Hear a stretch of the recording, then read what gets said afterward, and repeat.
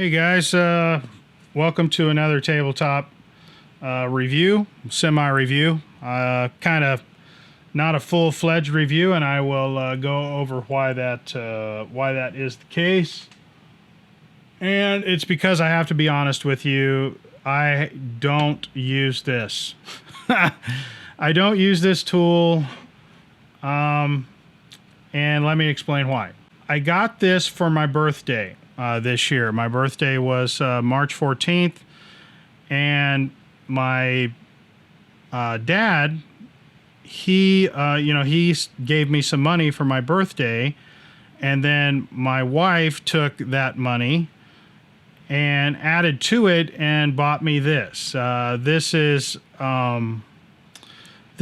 multi-tool that I had been talking to my wife about. I had mentioned to her that I would love to have it, and the reason why, it's my favorite color. I'm a big Leatherman fan, and it's just something that I really wanted, and I had it in my head that I would carry this, that this would be something that I would love to carry.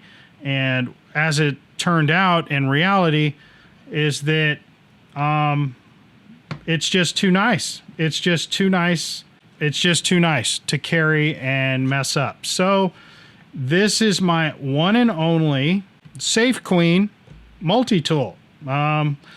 It's interesting. Do any of you guys have, multi-tools that are just Safe Queens? Actually, I take that back. Now that I'm thinking about it, I have more than one. I have a couple of really rare multi-tools that are collectible because of their age and what they are. One of them off the top of my head is the Harley Davidson version of the Buck tool made by Buck Knives.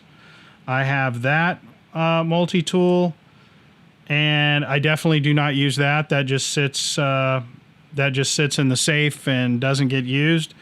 Well, so that's the thing. So that's not, I don't know if you can really take what I'm saying as a full-blown review, other than the observational part of the review. And in my opinion, that's what you get most of the time on the internet anyway.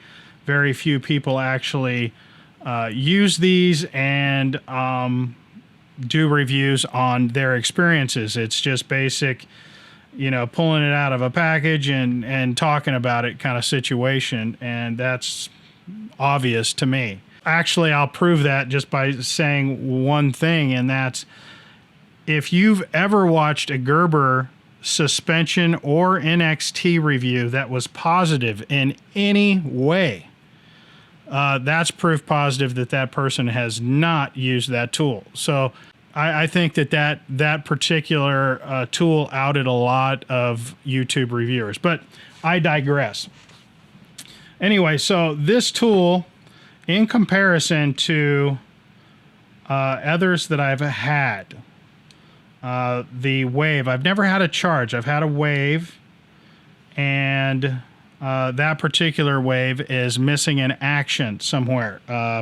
I believe it to be in my truck somewhere as part of an emergency setup, but I looked for it and I cannot locate it. So there's that. So I do have a memory of that tool. So how does this compare to other tools that I've used? It just seems like to me that this has just a little bit more went into this than normal tool that you would buy from Leatherman. It just seems like this is just a little bit better done.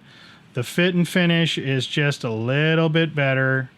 Everything fits together, I mean, flawlessly.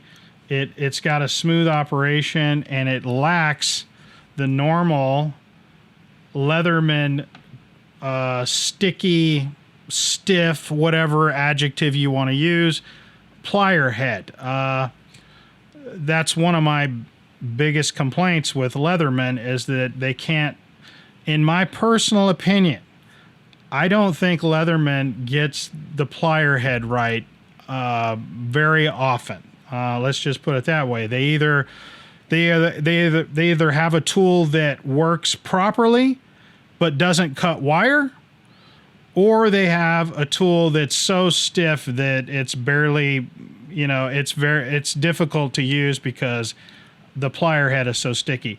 This is the first Leatherman that I've had when talking about the plier head that I feel like they got right on the money. This plier head not only operates very smoothly, I mean really smoothly, it also cuts wire like a mamba jamba. Not sure what to say about that. I don't know. It'd be interesting to know if these limited edition Leathermans are built with a little bit more attention to detail, a little bit more meticulous, because it sure does seem that way. So enough about the plier head. I'm just telling you straight up that this one is the first one that actually works well. All the tools really work better than any other Leatherman that I've ever bought. They're all super smooth. Like I said, it's just another one of those situations where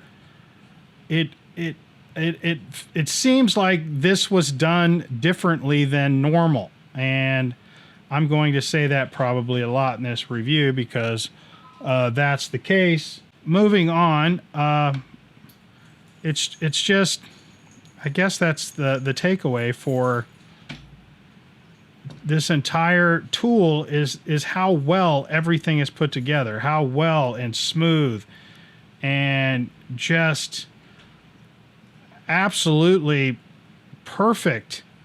I mean, it's hard to find any flaws with this tool. Well,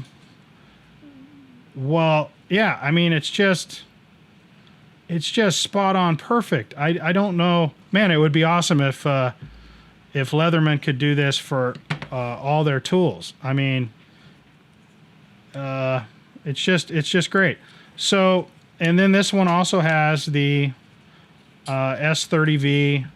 Ooh, wow, that's dirty. Lots of fingerprints on that bugger. But it has an S30V blade. Hopefully you can see that.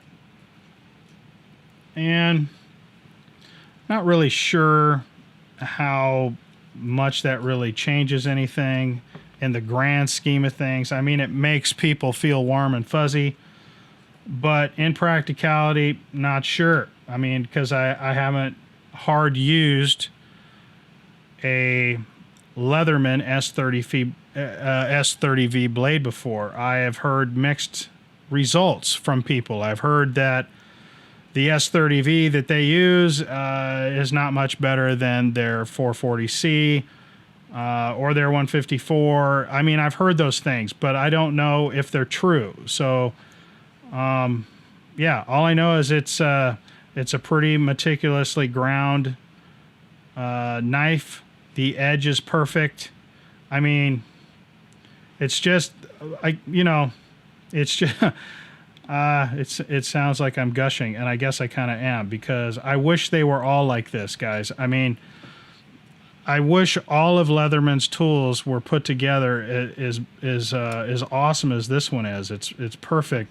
I love these scales and how they feel. The grip is just awesome. I don't know. I guess ultimately what I'm saying is that this thing, if you've ever wanted a perfect Leatherman charge, or as close to it, at least my example is just phenomenal.